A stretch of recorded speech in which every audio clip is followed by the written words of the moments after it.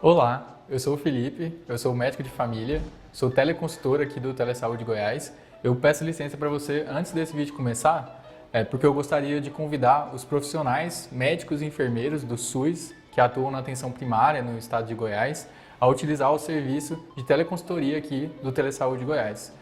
A nossa equipe de teleconsultores ela pode te ajudar a tirar dúvidas de casos atendidos na rotina e do seu serviço e sugerir conteúdo atualizado sobre os mais variados temas aí no contexto da APS.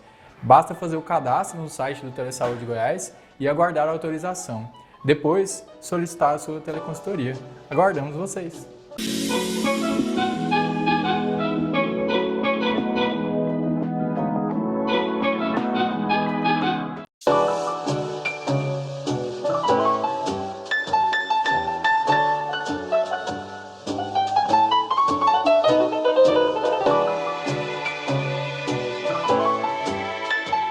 Bom dia a todos, eu me chamo Danilo Maciel Carneiro Filho, eu sou médico de família e comunidade, formei aqui na UFG também, e minha residência eu fiz em Anápolis, e fui convidado para falar um pouco sobre a fitoterapia. Então, essa nossa aula ela será dividida em dois momentos. O primeiro, que seria hoje, será para falar sobre os princípios da fitoterapia. Então, alguns conceitos básicos, algumas informações gerais sobre a fitoterapia, pensando também na atenção primária. E, em um segundo momento, uma aula sobre as prescrições que nós podemos usar no dia a dia. Então, a fitoterapia, o conceito básico dela vem da palavra fito, né, que é plantas, e terapia, que seria o tratamento. Então, é o tratamento a partir das plantas. É um tratamento muito antigo, então, quando a gente pensa na história dela, nós podemos pensar bem nos tempos antigos, que várias populações já usavam as plantas como forma de tratamento de doenças ou de alguns sintomas. Nós podemos também pensar nos tempos modernos, que a fitoterapia foi ganhando mais conhecimento, mais evidências, e aí ganhando outras formas de prescrições também. A gente teria a fitoterapia do Oriente, que seria das medicinas mais tradicionais, como a gente tem a chinesa, a indiana.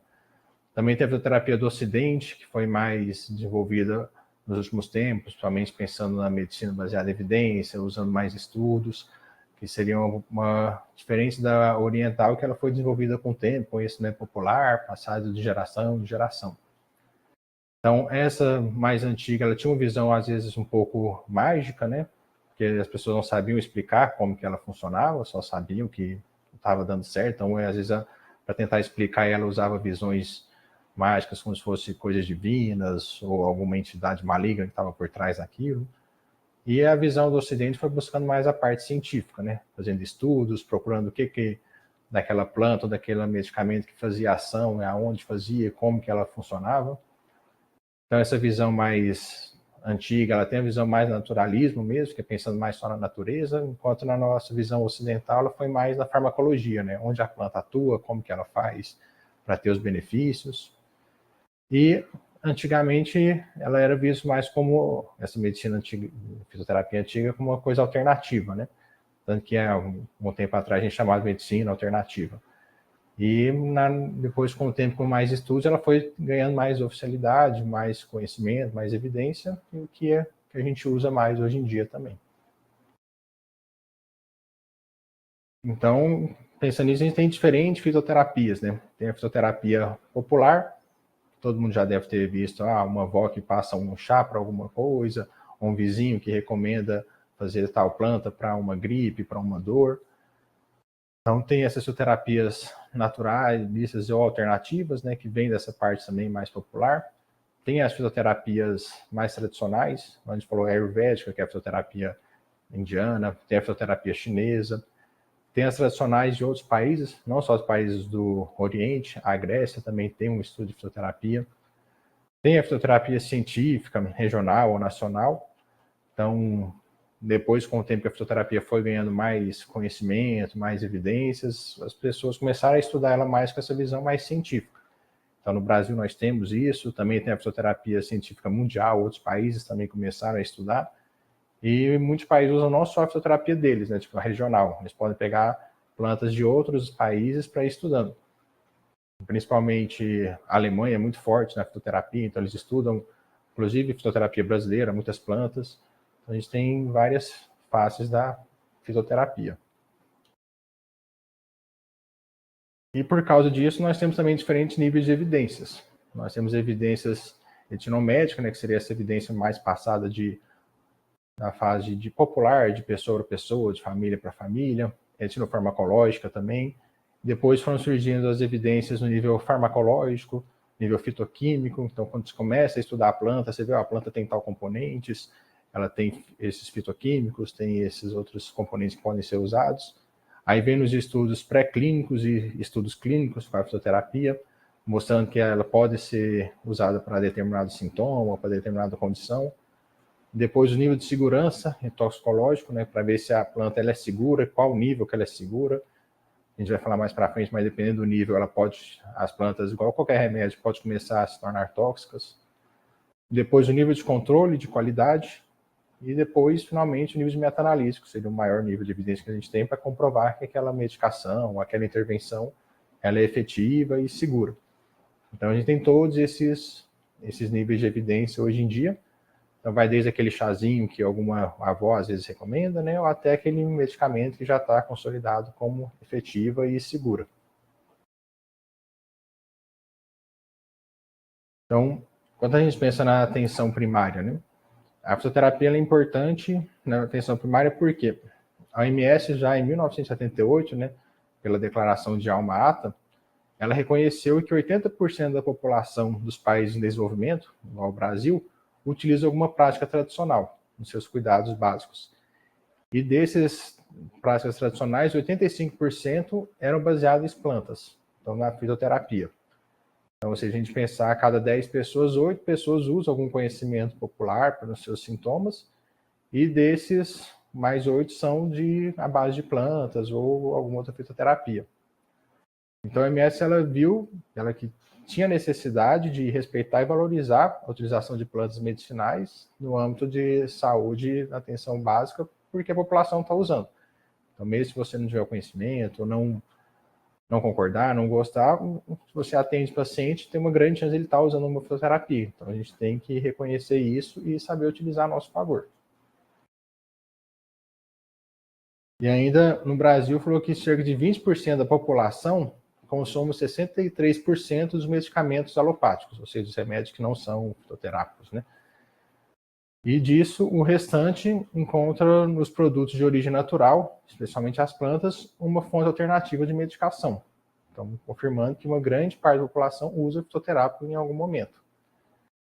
Isso tudo serviu para incentivar os estudos e pesquisa em fitoterapia. A gente vai ver algumas coisas que o Brasil está fazendo em relação a isso.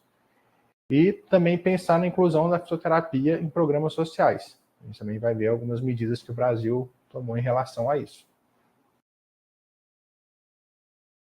Então, quando a gente pensa no Brasil, a regulamentação do uso de plantas medicinais, da fitoterapia, ela iniciou de forma mais efetiva em 2006, com a aprovação da política de práticas integrativas e complementares no SUS, que aborda, dentre outras práticas tradicionais, a utilização de plantas medicinais e fitoterapia. Então, era o que antigamente o pessoal chamava, né, de medicina alternativa, aí passou para ser conhecido como essas práticas integrativas e complementares. E depois dessa legislação, e pensando também em entrar em conformidade com a orientação da OMS, também em 2006 foi aprovada a Política Nacional de Plantas Medicinais e Fitoterápicos. Em 2008, um pouquinho depois, né, foi criado o Programa Nacional de Plantas Medicinais e Fitoterápicas. Então, outro marco que é importante para a gente pensar na fitoterapia em relação ao SUS, foi a criação da Relação Nacional de Plantas Medicinais de Interesse para o SUS, ou REMSUS. A gente vai falar um pouquinho mais dele na frente também. Então, a gente já vê que já tem alguns anos que o Brasil vai estudando a fitoterapia de uma forma mais oficial e ela está inclusa nos princípios do SUS também para poder ser usado. Então, quando a gente pensa na Política Nacional de Plantas Medicinais e Fitoterápicas, ela tem finalidade, né, estabelecer as diretrizes para a atuação do governo na área de plantas medicinais e fitoterápicos, constituindo parte essencial das políticas públicas de saúde, meio ambiente, desenvolvimento econômico e social, como dos elementos fundamentais na transversalidade da implementação de ações capazes de promover melhorias da qualidade de vida da população brasileira. Ou seja, eles estavam, por meio dessa política, tentando estimular o uso de fitoterápicos e também não só o uso, assim, prescrição, mas também o desenvolvimento de pesquisas, o desenvolvimento disso como forma de econômica também, inclusive para sair da dependência de outras medicações ou de matéria-prima de outros países. Porque, embora o Brasil tenha uma produção de matéria-prima nacional, uma parcela disso ainda vem de fora. E se a gente perdesse essa parcela dessa medicação, poderia a população ficar em falta. Às vezes, estimulando o uso da fisioterapia nacional, a gente poderia encontrar alternativas para a gente mesmo criar essa medicação, sem depender de matéria-prima externa, que também seria importante para o desenvolvimento econômico do Brasil, e oferecer uma medicação de qualidade para a nossa população. Então, isso tudo estabeleceu as diretrizes para as ações voltadas à garantia de acesso seguro e uso racional das plantas medicinais e fisioterapias no nosso país. Também incentivando o desenvolvimento de tecnologias, de inovações e fortalecimento das cadeias de arranjos produtivos, a uso sustentável da biodiversidade brasileira e o desenvolvimento do complexo produtivo da saúde. Então, isso foi parte que a gente comentou sobre a importância também do desenvolvimento de tecnologia e econômico para o Brasil. Então, de acordo com o Ministério da Saúde, tem ações e serviços institucionalizados envolvendo plantas medicinais e fisioterapias no SUS. São ofertados em sua maioria na atenção básica por meio de estratégias de saúde da família. E o conjunto dessas iniciativas acumulam vários avanços da possibilidade para a estruturação de serviços de fisioterapia da atenção básica no SUS.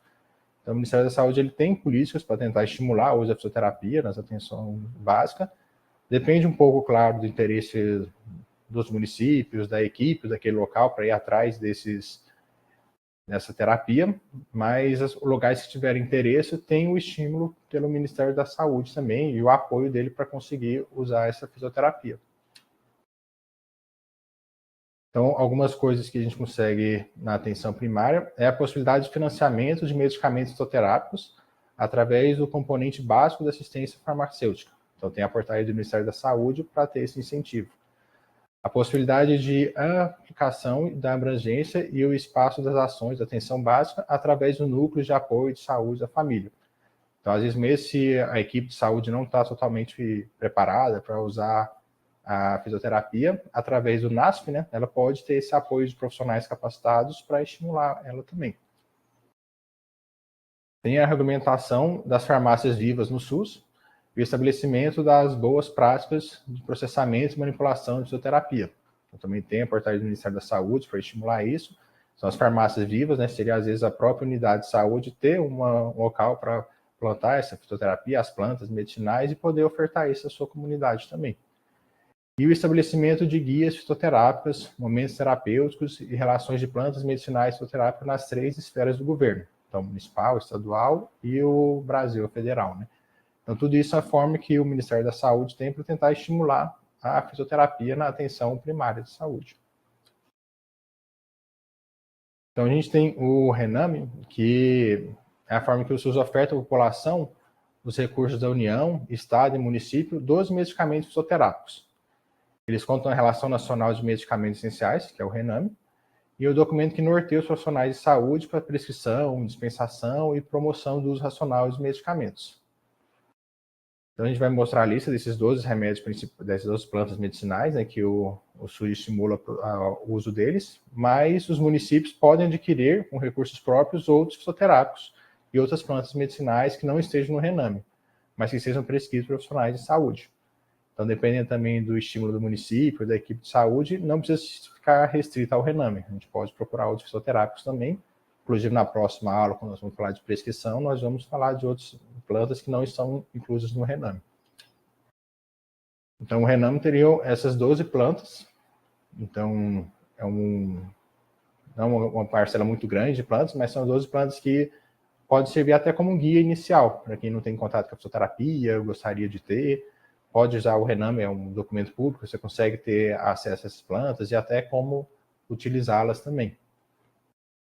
E no RNSUS, que são aquelas plantas que tem um estímulo para produção científica também, na verdade são 72 plantas, então tem um pouco mais de plantas. Então essas envolvem as dos Rename, mas outros que estão em estudo também pelo SUS, que talvez no futuro possam entrar no Rename também. É só conhecimento, não precisa decorar tudo isso, obviamente. Então, quando a gente vai para a fisioterapia propriamente dito, teve essa comissão na Alemanha, em 1976, que ela definiu os fitoterápicos da mesma maneira que os outros remédios. Então, ele considerou as plantas medicinais como um medicamento único. Vai falar um pouco mais, então, assim, a gente não está pensando só no princípio ativo. A planta inteira é um medicamento.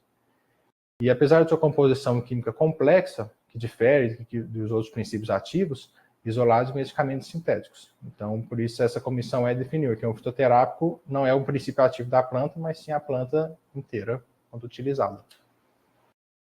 E ele definiu algumas regras básicas para a fisioterapia racional.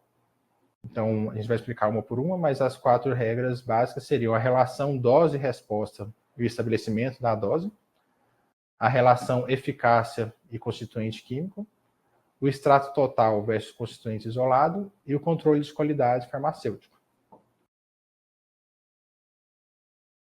Então, quando a gente pensa na relação dose-resposta, o estabelecimento da dose. Então, esse primeiro princípio é o quê? Que é a relação entre a dose administrada e a eficácia da eficiência da resposta.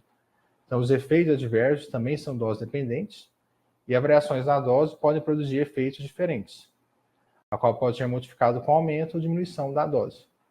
Esse é um princípio mais simples a gente entender, porque também, quando a gente pensa nos medicamentos normais, são assim, né? Você usa uma dose X para ter um efeito tal, se você aumentar a dose, vai ter um efeito diferente. Isso é importante porque, às vezes, tinha pessoas que podiam comparar, às vezes, a fisioterapia com homeopatia ou alguma outra prática do complementar que também não tem esse princípio tão claro. Então, na fisioterapia, é dessa forma. A dose, dependendo da dose, você tem um efeito diferente. Então, um exemplo que a gente pode usar é o Alka-Sus da Europa. Quando você usa pequenas doses, ele não apresenta qualquer efeito terapêutico, ou no máximo pode dar um alívio na irritação leve de garganta, do estômago. Quando a gente vai para as doses terapêuticas, ele tem uma ação comprovada na cicatrização de úlceras gastrointestinais. E quando a gente vai em doses mais altas, ou quando faz um uso muito prolongado, ela pode provocar já efeitos colaterais parecidos com um corticoide mesmo. Então, com retenção de sódio, de água, perda do potássio, acompanhado de hipertensão, edema, hipocalemia. Então, igual um remédio normal, se usar na dose certa, você tem os benefícios, o efeito bom, e se usar em doses muito grandes ou muito prolongadas, você pode começar a ter efeitos colaterais. Por isso que a gente fala do uso racional, né? Você tem que usar da forma correta para ter os benefícios e evitar os efeitos colaterais. O segundo princípio seria a relação da eficácia e os constituintes químicos. Então, essa relação, está falando que os constituintes químicos, eles são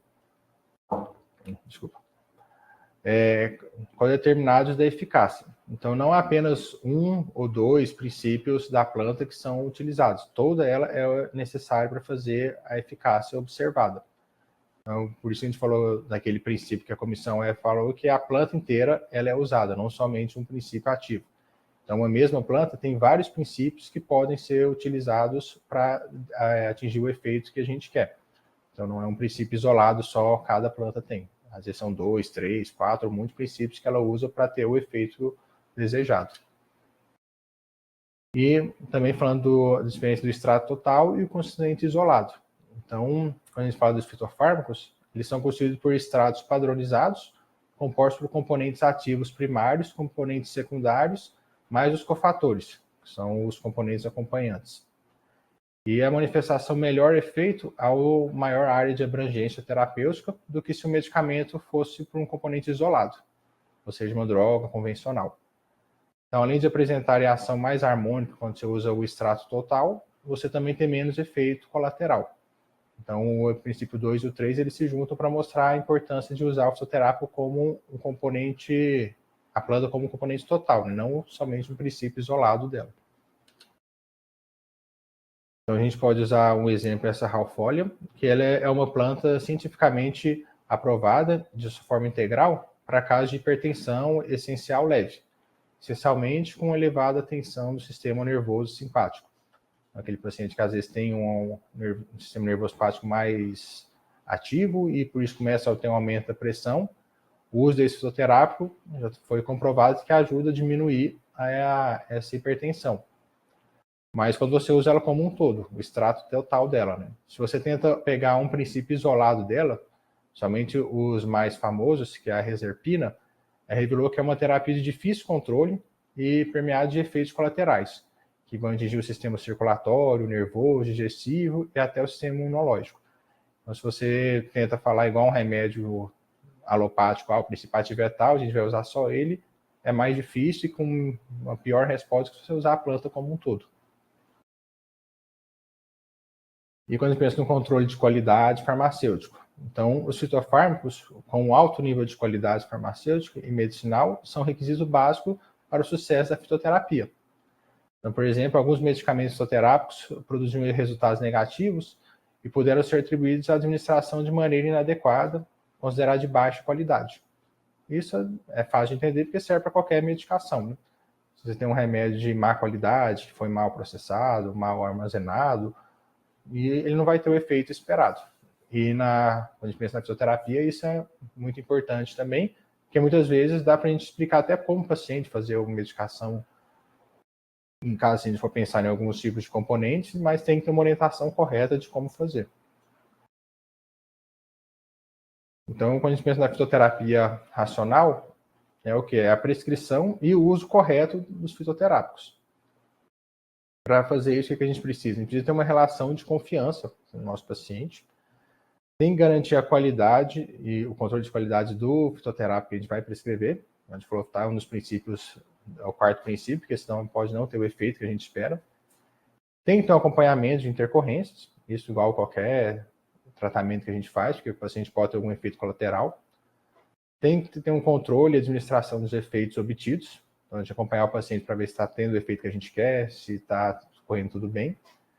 Tem que ter uma orientação nisso nos nossos clientes, né? Então tem que ter sempre a orientação correta, o que a gente espera, como usar medicamento, o que fazer caso tenha algum efeito colateral. E também muito importante, a gente vai falar um pouco mais na frente, sobre interações medicamentosas. Às vezes é muito comum no dia a dia a pessoa falar assim, estou usando fitoterápico, e aí às vezes o profissional só pode pensar, não tem problema não vai interferir no tratamento, é só uma planta. Mas não, ela pode ter interação com os medicamentos, igual qualquer outro medicamento que a gente usa.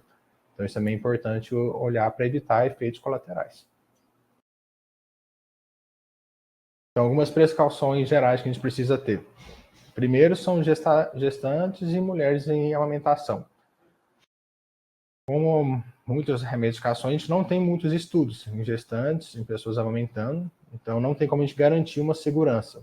Algumas plantas podem ter, então quem for prescrever para esse tipo de população, sempre olhar mais a fundo se está tudo seguro, porque mesmo que seja seguro, não tem como comprovar. Se tiver alguma complicação na gestação, até você comprovar que não foi o fitoterápico, é mais complicado. Então, por questão de segurança e por falta de estudos, a gente, de forma geral, evita. A mesma coisa em crianças menores de 5 anos. Também não tem muitos estudos, até a dose fica um pouco mais difícil, então, de forma geral, a gente evita. Uma interação medicamentosa muito comum para a maioria das plantas é o uso de anticoagulantes, somente anticoagulantes maiores. Isso porque as plantas, na maioria, elas são processadas no fígado, igual os anticoagulantes. Então, quando você usa os dois juntos, tem uma chance de você aumentar o efeito anticoagulante. Além disso, muitas plantas têm uma ação anticoagulante leve, mas se o paciente já está usando um anticoagulante, se usa o outro, pode aumentar a chance de sangramentos. Então, mesmo que você não saiba todas as interações medicamentosas, que às vezes é sempre bom pesquisar, ver qual planta você está prescrevendo, os efeitos colaterais, as interações medicamentosas, mas o anticoagulante, ele é muito importante a gente ficar de olho. Sempre ter em mente os possíveis efeitos colaterais, até para você orientar o paciente, o que pode acontecer, e sempre usar a dose correta também, tanto pelo tempo quanto a dose, para evitar também algum efeito colateral. Aqui tem alguns princípios gerais também que a gente pode pensar. O tempo de uso. Essa é uma média. Tem plantas que são um pouco diferentes. Mas quando a gente está pensando numa situação aguda, por exemplo, um resfriado, uma gastroenterite, a gente recomenda no mínimo 15 a 20 dias, porque geralmente os fitoterápicos ele pode demorar um tempo para estabilizar a sua ação. E nas condições crônicas, não passar muito mais de 3 meses. Como a gente falou até aquele exemplo do alcaçuz, ele depois de um tempo prolongado, alguns remédios algumas plantas, né, podem ter essa ação de depósito prolongado e pode trazer efeitos colaterais.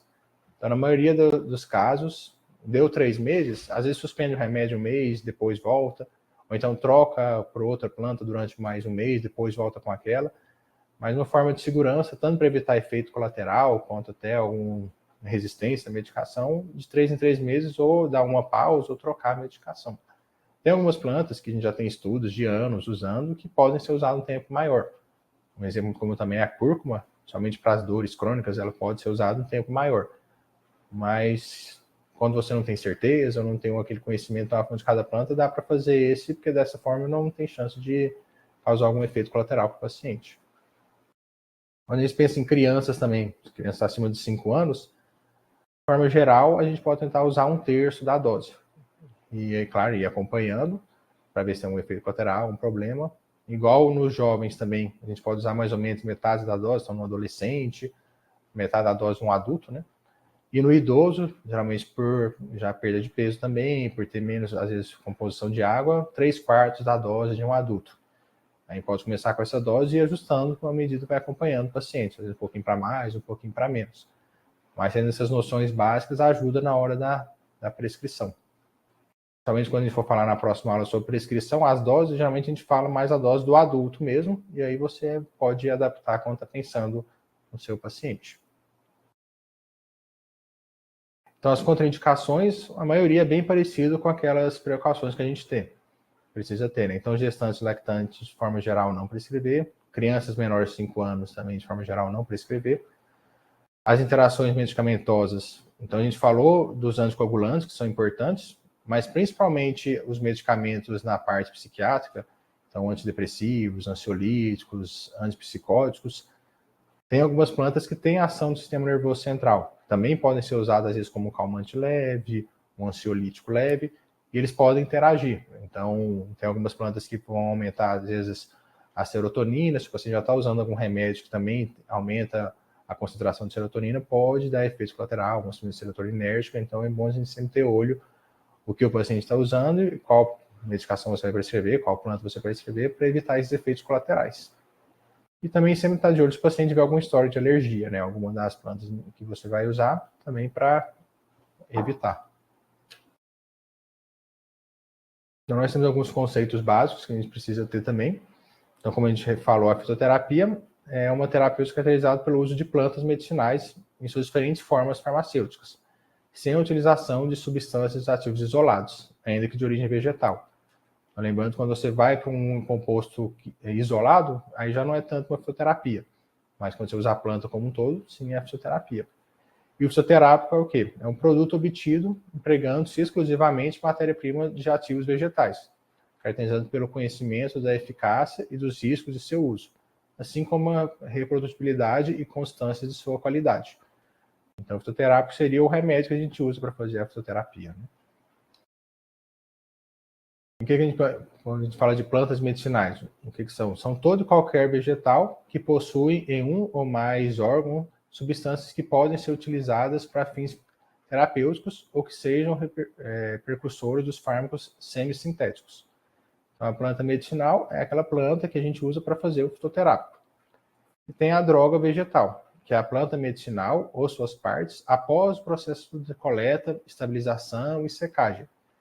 Então, ela pode ser usada de uma forma íntegra, uma rasurada, que é quando ela é seca e depois triturada, também processada, né? E ela pode ser triturada ou pulverizada. Então, tudo isso são formas que a gente pode encontrar a droga vegetal, que é a planta depois de ser processada. Então, o pó são as plantas que são cortadas e depois moídas. Os pós podem ser empregados na obtenção de extrato ou algumas vezes podem ser usados como pó mesmo. A infusão, que é a preparação extraída feita colocando a erva em imersão com água fervente e abafar por 15 a 20 minutos, indicado para folhas, flores e efeitos aromáticos também. Então, na próxima aula, quando a gente falar de prescrição, tem algumas infusões que a gente pode usar no dia a dia, às vezes recomendar para os pacientes, e essa é a forma de fazer ela.